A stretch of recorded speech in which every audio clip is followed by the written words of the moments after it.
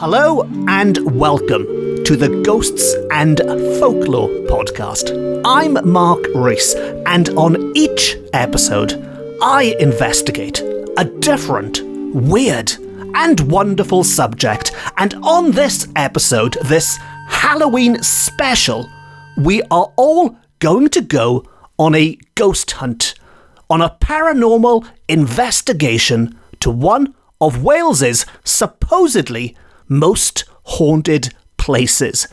Yes, I'm going on a ghost hunt, and I'm taking you with me to the 1940s museum in Swansea in search of spirits seemingly trapped in the Second World War, some of which we are told are fighting an endless fight against the Nazis.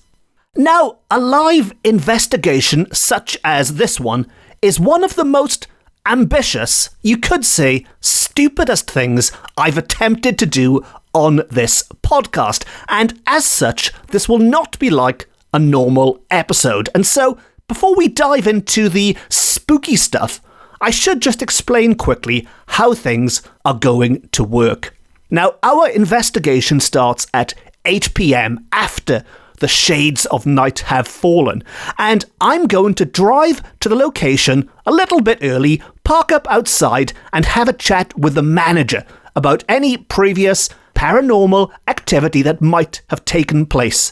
I am then going to take a quick tour, a quick recce of the exterior, and as I do so, I will tell you some of the tales of ghosts which have been reported there in the past. We'll then head inside and meet up with the experts in charge of the investigation, my good friends at Cymru Paranormal, a Welsh paranormal investigation group who do some fantastic work and have helped me out on a number of occasions in the past, including being guests on this very podcast last Halloween when Sarah, the founder of the group, and Leanne, the lead investigator, joined me for a chat. We'll then start the investigation proper, and what you'll hear are highlights recorded live from the night, because if I played you the whole thing, it would be very long and frankly very boring 8 hours of a bunch of people walking around in the dark. So instead, I'll pick out some highlights to play you, and I'll give you updates as we go along so you know exactly what's happening. I'll then wrap up this episode with some of our findings, and this is a key part of any investigation.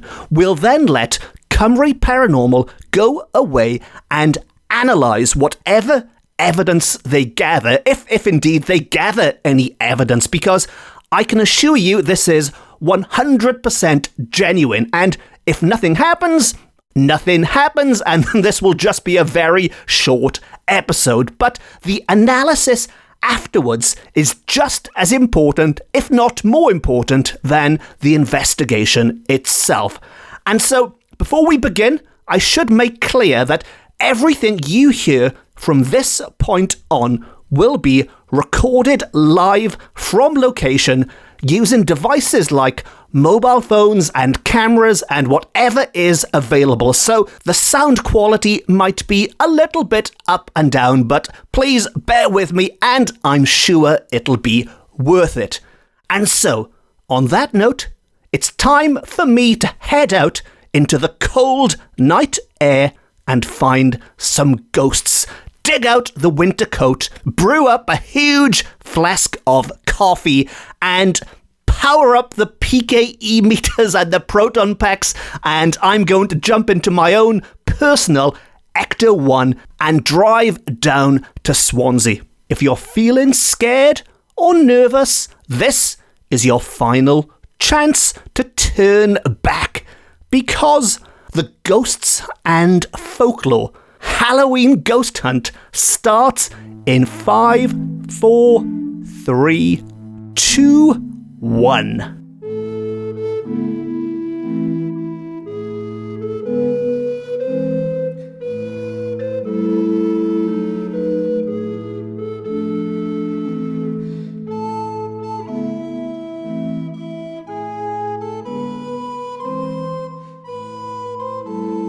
So, to begin at the beginning, which is quite an appropriate quote to start with, as we are in Dylan Thomas's hometown. I've just arrived at the 1940s Museum in Swansea Bay, where I'll be spending the night investigating reports of paranormal activity. And the museum is in Swansea Docks, which is only a few minutes away from the city centre, the city of Swansea. And even though it's the weekend when the city is, I'm assuming the city is bouncing right now, it feels totally removed from all that partying, and in fact there isn't a single person in sight outdoors. The gang are indoors, but out here there's not a single person outdoors, which is probably a good thing, because they'd be wondering why I'm sneaking around talking to myself. But that loneliness, it does add to the atmosphere. It's a very atmospheric setting for a Halloween ghost hunt. The sun has started to set. There's this wonderful orange autumnal glow all over the land, and there are creepy shadows being cast all over the place from these pieces of the authentic looking 1940s stuff. It's all over the place. I can see there's like a tin, like there's an air shelter outside here, just in case I need to hide if there's an air raid or something. And there's a big roadblock, and there's barbed wire and metal things, and I have no idea what they do. But they all look very, very time worn, very used. And that's the sort of the key thing about this museum, is that it has been designed to look as if we've stepped back in time into the 1940s, both inside and outside. So inside, they've recreated shops and things, and out here where I am, there's all this sort of wartime stuff about. And as well as that, best of all, or worst of all, depending on who you are, best of all for me, there are bats everywhere. There are bats fluttering overhead, and I love bats. And I don't think I've seen so many bats in one place before. There are so many. So never mind the ghosts. I'm happy because I've already found bats this evening. Now, before I take you inside, I did a little research beforehand, and I've just had a quick chat as well with John Thomas, the owner or the co-owner of the museum, who opened the museum with his brother Hugh in 2005. And he was telling me that the original idea for this museum was that it was supposed to be a history of Wales, for thousands of years, not just this one decade in the 20th century. So not just World War II, but this museum was originally supposed to go back to Roman times, when the Romans were building things like down the road in Neath, or when the Vikings landed in Swansea, because as you may or may not know, the name Swansea has nothing to do with those lovely white birds, but in fact it's named after a Viking called Sweyn, so it's taken from Sweyn's eye. But anyway, I digress. That's my little bit of history about the name of Swansea.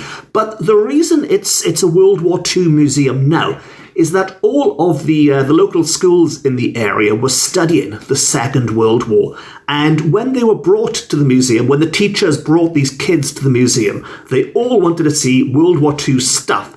And so it was tailored predominantly to suit the syllabus, I guess. And as a result, it just stuck. It just became this World War II museum. Now, the interesting thing about all of this to me from a ghostly point of view then is that all of the best known ghosts attached to this building are thought to date from the 1940s. But if they'd followed their original vision, this place would have nothing to do with the 1940s. I could be here investigating the ghosts of Roman soldiers or Vikings.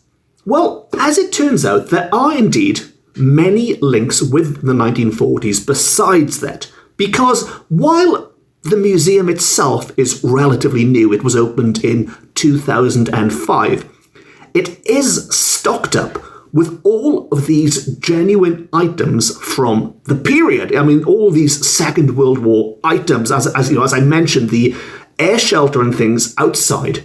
And if you believe in such theories that these items themselves can be haunted, for want of a better word, that a keepsake like a watch or a piece of jewellery can be infused with memories of the past, then that means the activity connected with this property would make sense, because there are so many, I imagine hundreds of genuine items here from the period. And there's also plenty of spooky dolls, which I'll talk about later, but it's all a little bit conjuring once you get inside.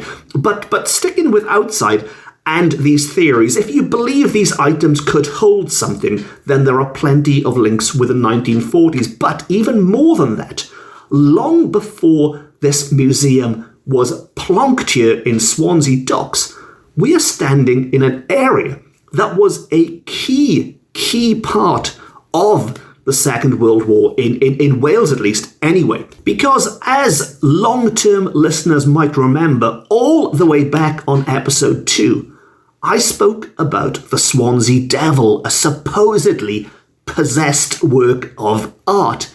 Now, the story connected to the Swansea Devil goes back to World War II again, and the Nazis did indeed target Swansea Docks, where I'm standing right now. They targeted this area as a key place in Britain to be effectively wiped out. I mean, the city of Swansea is still recovering today from the damage that the Nazis did during what is called a 3 nights blitz. And so not only is this area full of original artifacts from the area, it also suffered great, unimaginable damage as well during the war itself, all of which might offer some clues as to why exactly these ghosts of the 1940s are still here today, and in some cases are still fighting against the Nazi threat. So what exactly are these ghosts which are said to be here inside the building, which is right behind me now? Well, there is very little, I guess what you'd call solid evidence then. There's lots of anecdotal stuff, and there's things which have been gathered by sort of TV crews and commercial groups which have gone in there. So nothing really that we can say for certain. But there are some lovely little tales out there, some of which I'll tell you now. And they include lots and lots of footage of orbs, which is one of those contentious areas, isn't it? Orbs were very trendy in the early 2000s when people thought they were ghosts appearing on cameras, and then they went out of fashion again because people realised, no, they're not. It's just a bunch of dusts and insects and things. And then for some reason they're back in fashion again at the moment. If that's your thing, I imagine they'll be back out of fashion again very soon. But what I do know is there is so much dust in this museum. If you choose to believe in such things, there's probably a million orbs floating around me right now. So a lot of orbs have been captured here. EVPs are another slightly contentious approach, and one which has proven to be very, very effective here, if indeed you believe in such things. Now, EVPs, if you don't know what that means, very briefly, it stands for electronic voice phenomena. And it's when what is believed to be the voice of a spirit is caught on tape, and well, not tape nowadays, showing my age, but the voice of a spirit is captured on some kind of sound recording device, whether it's your mobile phone or a dictaphone or a boombox if you're as old as me. And a popular technique which is used by ghost hunters is the question and answer method. So you hit record, you ask a question, and while the reply might be inaudible to the human ear while you're talking, it might get picked up by that recording device. And so when you play it back, you might then hear a spooky voice answering your question, which you did not hear the first time round. Now, in this place in particular, in the 1940s museum, I know groups. In fact, weirdly, I was talking to one of Wales's better-known ghost hunters about this, and he was telling me that he went down the route of bringing Hitler into the conversation, like you do. And I don't just mean talk about Hitler. He actually played Hitler's voice from a rally. And as a result, he not only got a response, but this response made it quite clear that they did not want to hear Hitler's voice. They had a clear hatred for the Führer, which, if we assume this person died in the 1940s, that this hatred had not dimmed in the last 80 years or so. Now, some others briefly before I head inside. There is one which has been mentioned in the Raf Operations Room. Now, as I said, inside, lots of little rooms have been recreated as they would have been back then. One of them is an Raf Operations Room, and in there, supposedly, there is an angry man with a burnt face. That's the quote, an angry man with a burnt face. I'm assuming he is angry because of the burn. And this might well have something to do with the RAF. It's in the RAF room. Was he involved in a plane crash or something? Maybe. I don't know. I'm making up my own stories now. But then there's the 1940 street as well. This is quite a cool part of the museum. They've actually made a 1940 street with advertising and stuff around there. There, people have reported seeing a shadow moving in the corner of your eye. I'll be honest, I'm still outside myself. It's not fully dark yet, and I've already seen a lot of shadows moving out of the corner of my eye. I think maybe it's just this place. It does have that feeling. Maybe it's the bats. I don't know, but it does fill you with that sense of imminent paranormal activity. But of all these ghosts, the one which interests me the most, and not just because it's in the pub. I'm driving tonight. There's no wine drinking on this ghost hunt. But in the pub, they've recreated a 1940s pub in there. Which has presumably been recreated using, original items. There's a piano and pint glasses and ashtrays and things in there. And apparently quite a few people, and that's a quote, quite a few people have reported seeing a man and a woman playing cards at the table. And they get quite angry if you enter without knocking the door first. But if you're polite and tap the door first, they seem to, quote again, quite inviting. So I quite like the mundaneness about these apparent ghosts. They aren't running around screaming and with burnt faces like in the other ones. This is just two people playing cards in a pub. Two friends. Maybe they're two lovers. Maybe they're husband and wife. Maybe I'm making up my own stories again. I don't know. But of all the apparent ghosts which are supposed to be in there, they are the ones I am most interested in making contact with. So I will certainly be heading to the pub at some point to see what we can do. But that's enough. That's enough of me outside. It's getting a bit cold. Let's head indoors.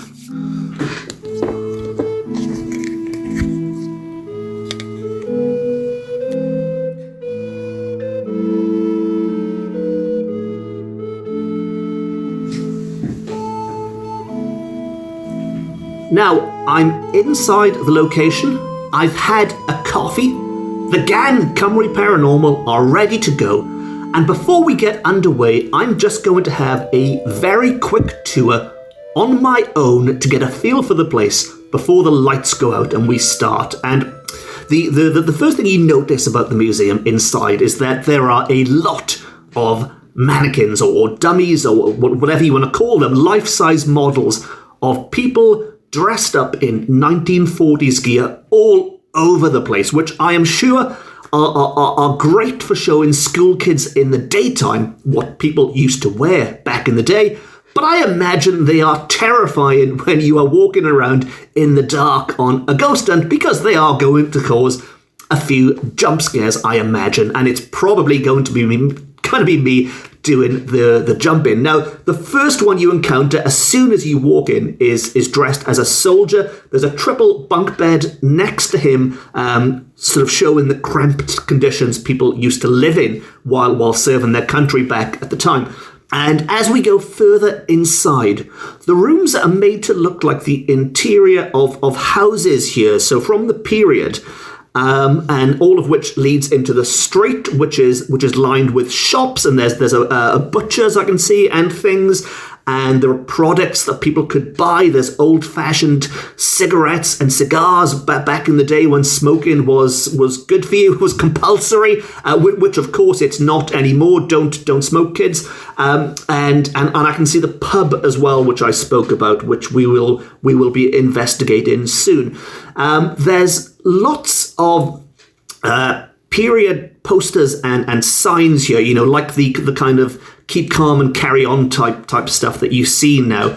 And off the street, they've recreated the trenches where the soldiers were stationed before going over the top.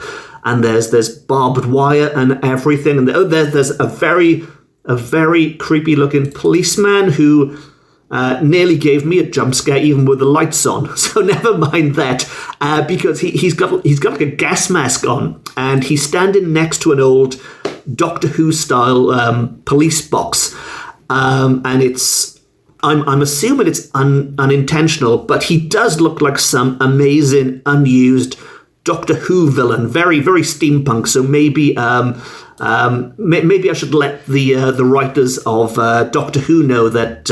Russell Davies, of course, is another Swansea boy, so maybe he'd like to pop down and get some inspiration. So that's a very very quick sort of whistle stop tour of the inside, and my initial impressions are that with the lights out, this place really could play tricks on you. I've spoken about these life-size models everywhere. I spoke earlier about the shadows, and I think this really, really could affect how people feel and react in here. And another important thing to bear in mind is that due to the lockdown, the place hasn't been open to the general public for a very long time, for well over a year, I think. And as such, the place has a very heavy, musky atmosphere. If this was your home, you'd say it needs a good airing. It feels claustrophobic in the air. But yes, it needs a good airing. And I think the longer you spend in this atmosphere, it could affect how you behave. I mean, I think I'm certainly looking forward to getting back out and getting some gulps of fresh air before I go back inside again. And I think that'll be an important part to make sure that we don't spend too long in this atmosphere, because never mind anything supernatural. I think our minds might start playing tricks on us. But anyway, let's get this thing started. And just to explain how things are going to work, Cymru Paranormal are going to split up into two teams. The first one is going to be led by Sarah, who's the chair and the founder of Cymru Paranormal, and who was talking to me on this show last year. And she is going to be leading what they call the scientific team. Now, the scientific team do the important stuff, but it's also what you might call the more boring stuff. So Sarah and her team are going to go off and do the proper work, the scientific work. I will be joining the lead investigator, Leanne, who's also been on this show before. And Leanne is going to lead what is called a more traditional investigation. And what I mean by traditional is that we are going to do the much more fun stuff, the cool stuff that you see on TV shows like Ouija boards and things. But the downside with that is a lot of this stuff is maybe frowned upon in the scientific community. It might be thought of as a pseudoscience rather. But for the sake of a podcast, it's much more entertaining. If I took you on the scientific route, it would just be an hour of silence. At least this way you can hear us trying to communicate, and who knows what we'll get.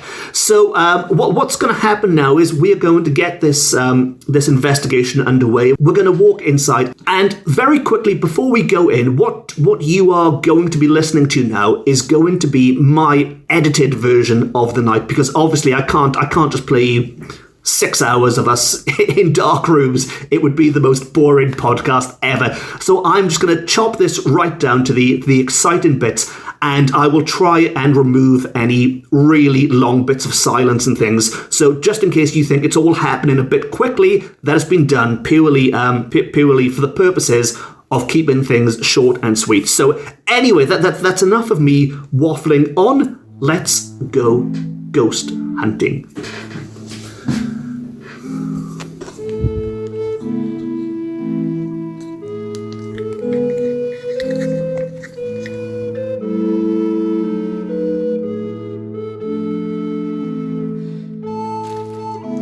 So we are now walking down the street into the sort of the heart of the museum, as it were.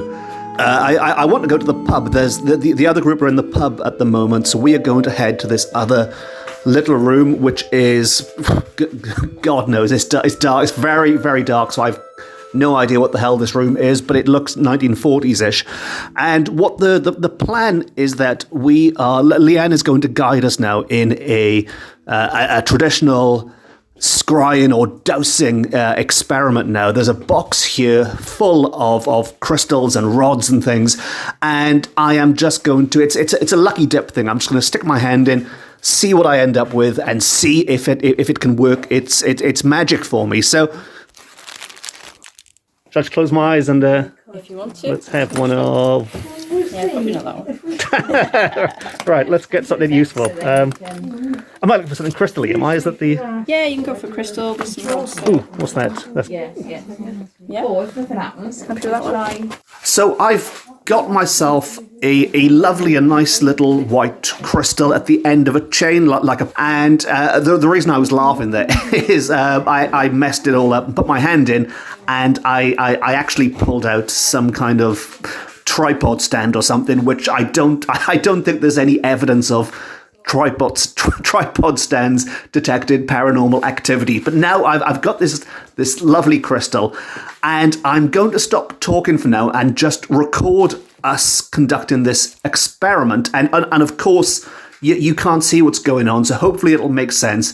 But I will explain at the end. I'll wrap up at the end what has or hasn't been going on. So to this experiment. And the voices you hear are going to be Leanne leading the experiment, me butting in occasionally. And the first thing we need to do is to establish what is yes, what is no. So the direction these things swing, for example, we're going to try and establish what is yes, what is no, just so if there is anything from this, we can then make sense of it. So I ask it, which way is yes, is that right? Yeah. So I never get very good responses out of these. Right. Not great for me, but I think that's because I know too much about the science behind different things, so it throws me off. Okay. So can you give me the response for yes?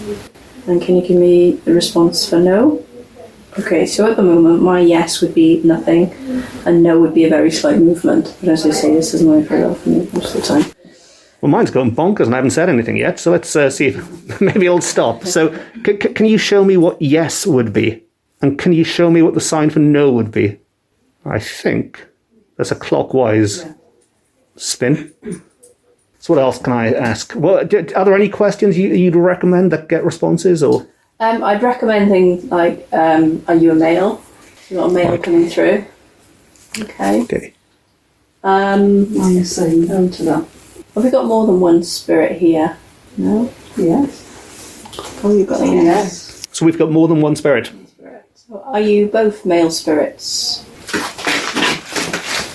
One answer again? One answer for that. No, yeah. Do you want one? Do we have one male and one female spirit here? Do we have any children here? You know, my thing, I don't know if that's me moving, but mine is going bonkers again. Are there any children here with us? Are you interested in these little objects we have in our hands, these toys? So do you think it might... There is a sound up there, isn't there? Yeah. It wasn't just me, yeah. That's okay, you can come closer. So am I right in thinking then that while these stone things might not necessarily be the most scientific, it could, I don't know, just for example, be a kid pushing it around then? Is that the... That's crazy. If you sort of think, wow. So I'm keeping stone cold still. Yeah, I can see. That's really That is If you think the answer to the question, are you male or are you female, the child would probably not really know that. Are you a boy or a girl might be more appropriate for a child, so that kind of makes sense. Yeah.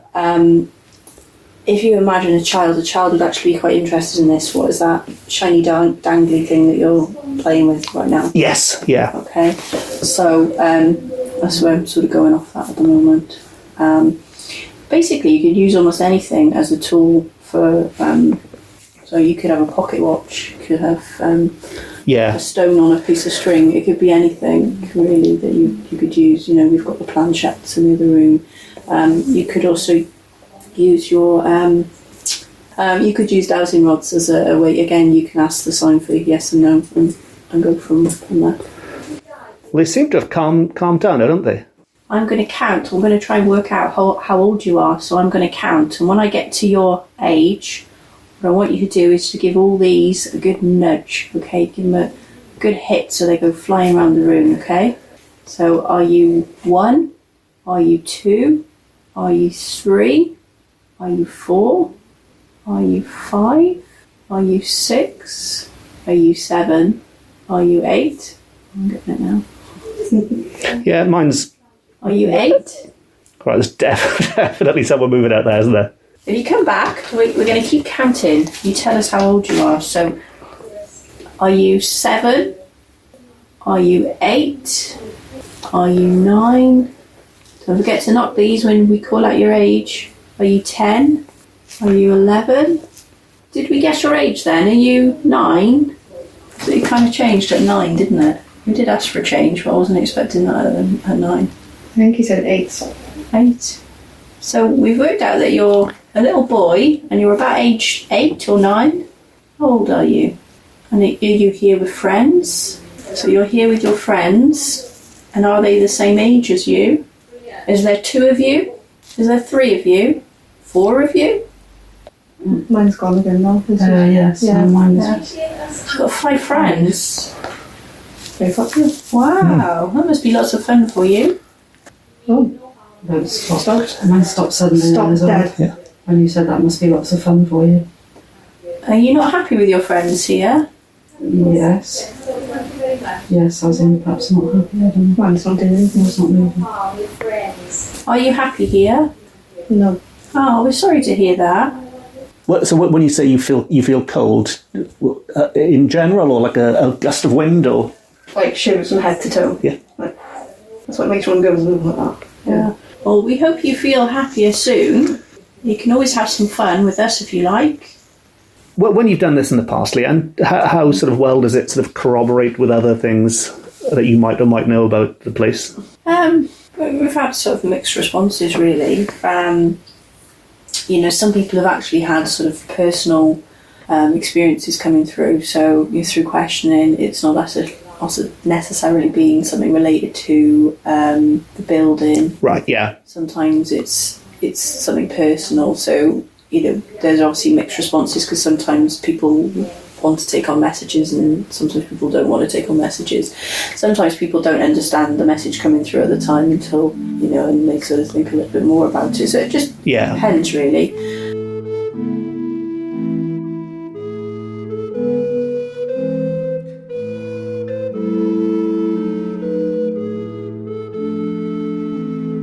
So, just to give you a quick update, we finished the scrying experiment, and I know scrying is a little bit of a pseudoscience and everything, but if we take it on face value, we did get some quite impressive results. There was one lady in particular in our group, and her crystal at the end of a pendant was going absolutely bonkers. I mean, I was paying close attention. Her hand was motionless, and I thought this crystal was just going to fly off into the darkness. So that was good. And if we accept the answers we were given, again, on face value, it would appear that there were 5 spirits in this. So we were told 5 young spirits, 5 children.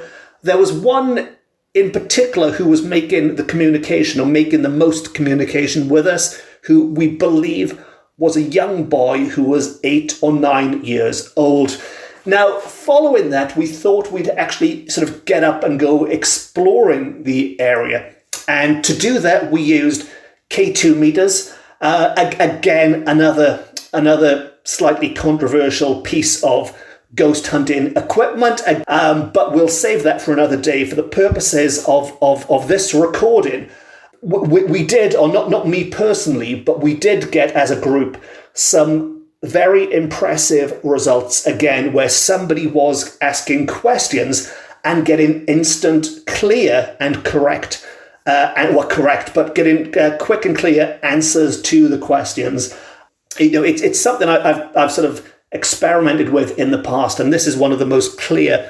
What we're going to do next, and talking about pseudoscience, this is probably the most frowned upon one of the lot, and that is a Ouija board. But this is the bit I've been looking forward to. We are going to use a Ouija board next to try and make contact in the supposedly haunted pub. So I am really hoping that somebody will come through and offer me a pint, maybe. Who knows? But yeah, so that's where we're at. I imagine the next sounds you're going to hear are going to be us conducting the experiment in the pub, and once again I will bring you up to speed at the end of it. So let's get Ouija-ing.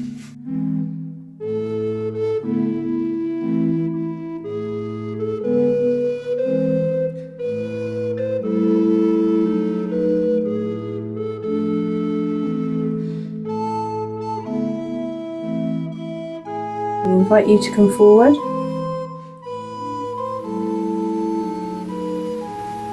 We would like to communicate with you.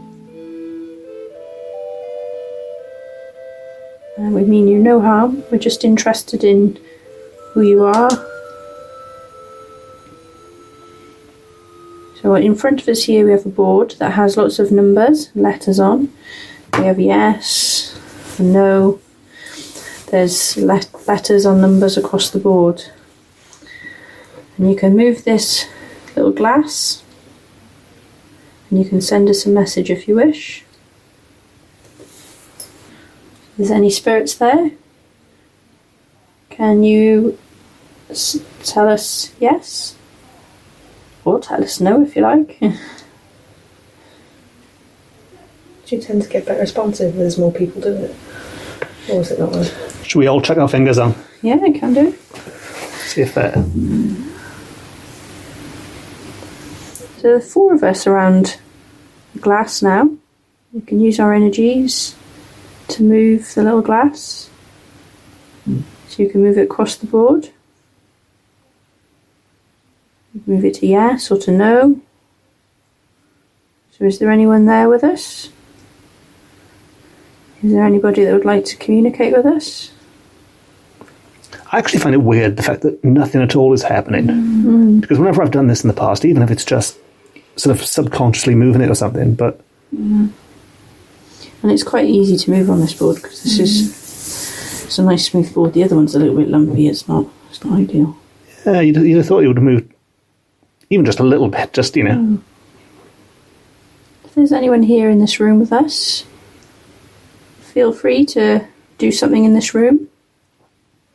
You can make a noise, or you can move something, touch one of us. Is my little friend with me still? Is the little boy with me here? The girl we were speaking to in the other room with the suitcase. Are you with us here? There's nothing at all, is there? It's completely flat. Nope. I'm not even getting anything here, to be honest. Well, at least it proves that, you can't get it on demand. You can't insist on communicating with us. And you try so many things, can't you? It does move easily. Yes, it's quite small. I've seen that before now. Several times. Have you ever seen it move by itself without anybody touching it? No. I always want somebody on it. Even just I've seen one person on it, and even to move it one-handed is quite, like, if you were deliberately doing it, it's not easy. You can kind of see the motions. You can see because your finger slides on it. I tend to rub my fingers quite a lot because I feel like I push on it and I'm sticking to it after a little while, so I pull my finger away. You probably see me do that, but I've actually seen people, one person on there, and they're sort of facing that direction. So if they were going to fake anything, it would probably go that way.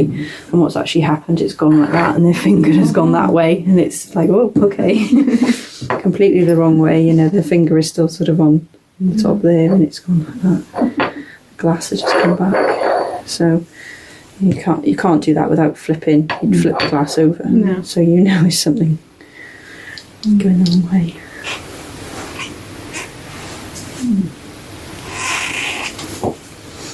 And there's nothing on that either. Nothing at all.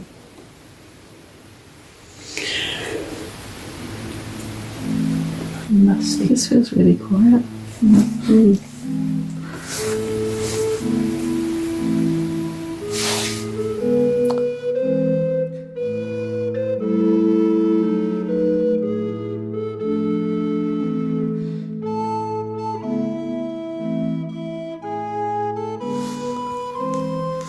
So this is me talking to you. Obviously it's me, but talking to you again directly, the lovely podcast listener. And we finished the Ouija board experiment. And if I had to sum that up in one word, I think uneventful might be a nice way of putting it. It was, well, to be blunt, it was a failure.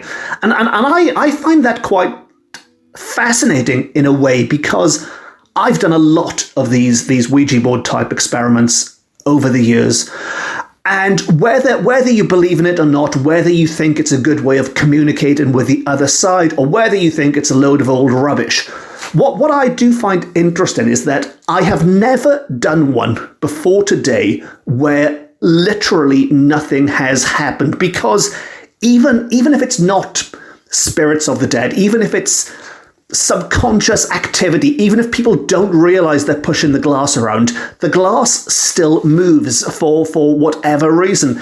So in a strange way, even though nothing happened, that in and of itself is quite interesting to me. This is the first one out of dozens, but this is the first one I've done where literally it didn't even budge an inch.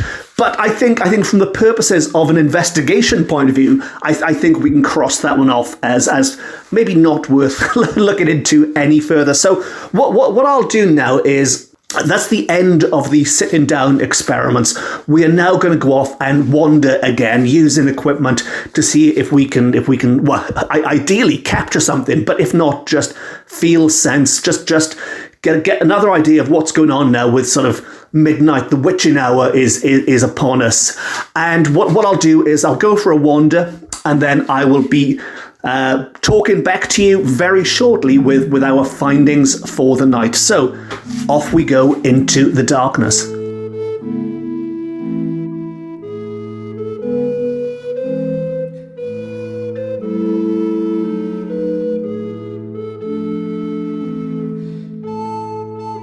So now I'm standing back outside Swansea's 1940s museum, back where I started, back outside, and the bats appear to have gone by now. Maybe the bats are asleep at this ungodly hour, or maybe, I mean, it's so dark that they could be all around me and I wouldn't know. The only light is coming from my phone that I'm talking into. Otherwise, I'm cut off, which is suitably spooky, I guess, for the kind of Halloween event that we're doing.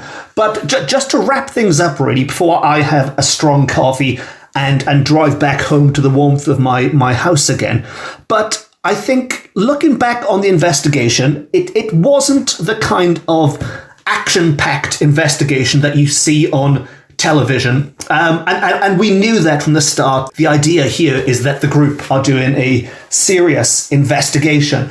And the quick takeaways for now is that the scrying, I know there are a lot of problems with using techniques like scrying in these kind of situations, but the results we were getting, and I'm a very cynical, skeptical person, but the results we were getting did surprise me, and I think did warrant looking into further. And if you take them at face value, there was certainly noises and there were certainly responses going on throughout the night. And if they are connected in some way to what was happening in the scrying experiment, then maybe it was the spirits of children in there.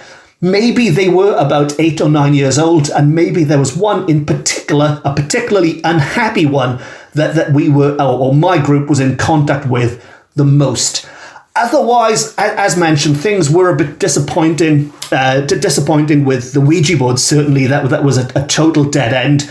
The ghosts in the pub sadly did not appear to offer me a drink, or to tell me off either for just barging in there. And I think it was, it's always wonderful joining Cymru Paranormal for these events, and I'm so grateful they let me come along. As mentioned at the start, they are going to go away and analyse this now, and that really is the important thing. I mean, I can talk rubbish now about it, but until they go away and analyse it, that's when we'll really know what was and what wasn't happening. So I'm going to wrap up here. I'm going to finish my coffee, get home, and the next time you hear me will be from the comfort of my own home. So we're nearly there.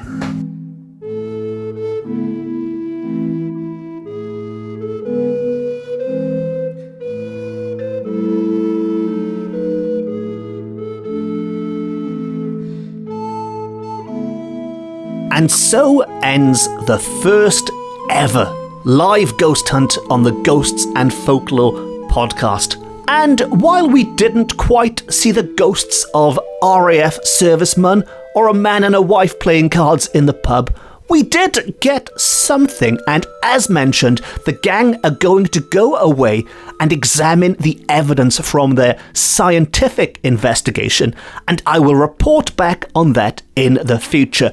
But in the meantime, I would love to know your thoughts on this episode, because it was something of an experiment, and if you'd like more episodes like this, then please let me know, and I'll see what I can do in the future. And as always, if you don't want to miss those episodes, be sure to hit the subscribe button and you will never miss an episode ever. For more ghosts and folklore, you can follow me on social media. I'm on Twitter, I'm on Facebook, and I'm on Instagram. And as well as a podcast, I've also written a number of books on similar weird and wonderful subjects, including the most recent Paranormal Wales, which are available from all good bookshops, offline and on. And on that note, it just leaves me to say thank you very much for joining me on this investigation into the unknown. Thank you for listening. Diolch yn fawr iawn am wrando. And until next time, happy Halloween, Nos Calan Gaeaf, hapus, and nos da.